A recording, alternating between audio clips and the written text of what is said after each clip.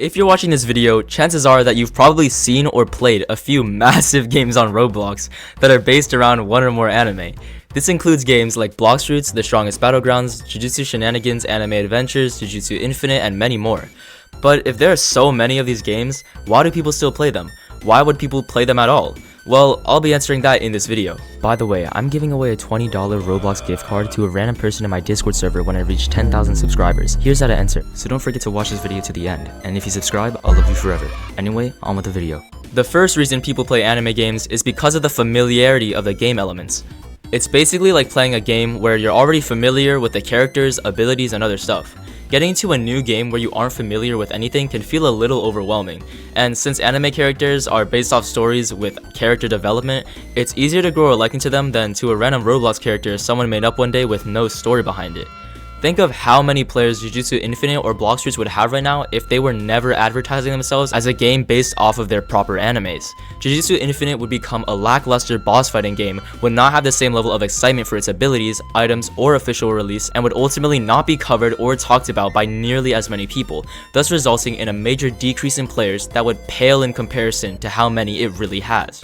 Even Blox Fruits, which people nowadays often forget was originally named Block Peace, would still have its boring bandit beater game design, except without the iconic islands, haki, NPCs, and most importantly, the fruits themselves. People just love to fantasize about their favorite anime characters and abilities. And I gotta admit, it's pretty fun to see your favorite characters or their abilities and actually be able to use them, whether that's in a Battlegrounds game, a grinding game, or even through a unit in a tower defense game. So it makes sense that games with characters or abilities that someone likes would eventually grow to be decently massive in that particular fan base. And this is even more prominent in games such as Anime Adventures, Anime Vanguards, Anime Defenders, and so on, which are all tower defense games that include many more animes than games such as The Strongest Battlegrounds or Jujutsu Infinite, which are mainly based on one singular anime. Now, if you've noticed a pattern with those tower defense games, that's because it's actually my second reason for why these games are so popular: abundance. There are so many anime games and new ones are releasing pretty often. If advertised correctly, the game can garner hundreds of thousands of players with almost no creativity, solely being a copy of a previously successful game. This is best shown by the rapid and consistent release of anime tower defense games. Before it all started, a game which recently re-released after being taken down for copyright, known as Anime Adventures, was growing to be one of the most massive games on Roblox. However, as I just mentioned, its success was put to a stop by copyright violations. This caused many players, including myself, to begin looking for alternative games to play.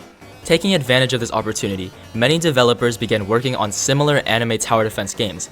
They essentially ripped off everything from Anime Adventures: the trait system, the gacha, the story mode, the contest, the evolutions, the stats, the items, and so on. And it clearly worked. These games, Anime Last Stand, Anime Defenders, Anime Vanguards, Anime Odyssey, they gained thousands of players extremely quickly. And I predicted the downfall of Anime Defenders in a previous video of mine. Why? Because it's obvious that their success would be extremely temporary. Anime Defenders, a game that used to have hundreds of thousands of players active every single day, can barely even reach 5,000 as of now. Similarly, Anime Vanguard struggles to reach 10,000. Not bad, but nowhere near their peaks. These games were never built to last. They were capitalizing on the competition disappearing, and by competition, I mean the original Anime Adventures. So many of these anime games have been releasing lately that it's hard to find someone playing Roblox who hasn't grinded or at least played one of them. But because of the consistent overflow of anime games being released, some of them are bound to be on players' recommended lists, and this causes them to give it a try. As long as the games use the same tactics and abuse dopamine with brain-dead gacha systems, repetitive progression, and limited events that become irrelevant later on, with the right advertising, they will eventually reach some kind of success. And within that right kind of advertising is my third point: the iconic anime style. Now, what exactly do I mean by this? Well, have you noticed how visual effects on Roblox have changed in all of these anime games? The quality of the effects used to be on the level of Elemental Battlegrounds, which of course could be due to the time at which the games were made, and I think that's partially why. But the effects across all of these anime games have almost the exact same GPO-like style with bright and flashy effects, almost leaving the particle system as antiques, that there's a clear connection and effort to make them similar in order to attract the attention of a similar audience. A counter-argument could be that, well, of course, players prefer higher quality effects. It's more appealing to the eyes, it feels and looks cooler, and it's awesome. Unfortunately, I lied. That's not a counter-argument. That's exactly what I'm saying. However, a significant point to consider is the almost indistinguishable nature between these effects.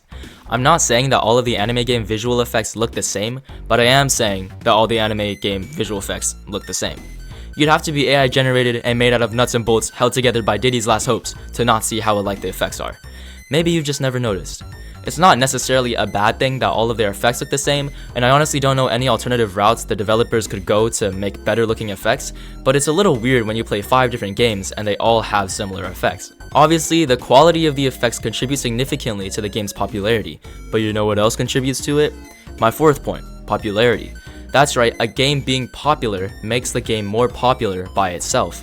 Not only does having more players and engagement make Roblox promote it on the front page for more people, but it's also more likely for those who play the game to share it among friends. These games thrive on word of mouth, especially with younger audiences who play with friends. If a game is fun and engaging, players are more likely to talk about it with others, creating a snowball effect of promotion. Additionally, streamers and content creators often focus on popular Roblox games to reach their own audiences. This further promotes the game to millions of potential players.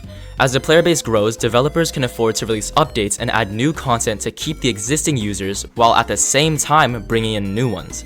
A relevant concept here is known as FOMO, or the fear of missing out. Have you ever seen your friends do something without you, or have an inside joke that you don't understand and you think to yourself, I want to be part of that really badly?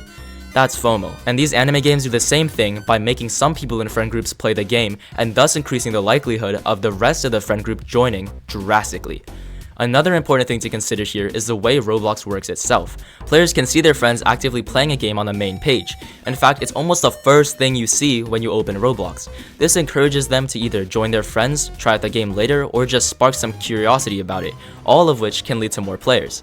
A game's initial success can turn into consistent success as long as they keep the right people active. This mainly being those that make their friends want to play and content creators. But of course, even with the right advertising, initial success, social media production, and so on, these anime games wouldn't be so popular if they didn't have the right kind of gameplay, which is my fifth point. The gameplay in anime games is very similar, especially among the most popular ones. For example, after Bloxfruit started becoming the most popular game on Roblox, many games took the idea and saw a decent level of success in doing so. They took the bandit beater genre and the One Piece anime to make a lot of versions of Bloxfruits. Just to name a few popular ones, there's Grand Piece Online, a One Piece game, Meme C, some that haven't even been released yet like Rel C's, and even some that don't hide it at all like Bloxfruits but bad, or the opposite, Bloxfruits but very good. Another example is Anime Adventures. Although I talked about it earlier in the video, so I'm gonna focus more on the actual gameplay of it. All of the anime tower defense games include the same core elements that produce a cohesive game. They have codes that give you some equivalent of star fragments to reroll the traits on a unit, or an equivalent of gems to roll on the gacha to get units on a banner that changes every hour. There are different rarities on units on said banner, and there's pity for some of the higher rarities. There's also secret units and the equivalent of portals to acquire them, and they also have a small chance to be given to the player via gacha as well. There's a way to evolve units in some way, usually needing a certain thresholds of kills on the unit, and it may also require certain items that could be dropped at a chance from a story mode or event, or bought via limited currency from a limited event that changes every update. There's also significant power creep on all the units since each update releases harder stages with better units. All of that basically summarizes every single anime tower defense game, but there's also the battleground genre with the strongest battlegrounds. These games usually have a dash with a cooldown. The front dash is always the longest one and also hits at the end, and it has a separate cooldown from the side dashes, which are shorter and do not have a hit at the end.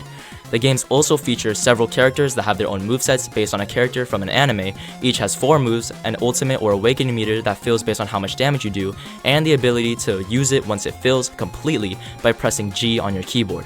The awakening provides you with an alternate 4 moves that are usually overpowered and allow you to win any 1v1 against someone who doesn't have awakening.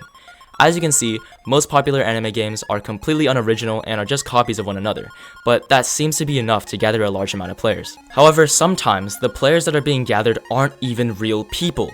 My sixth and final point is alt accounts. An alt account is a secondary, or however many you may have, account that is used by grinders and hackers to get the items they want faster, or to achieve a certain goal optimally.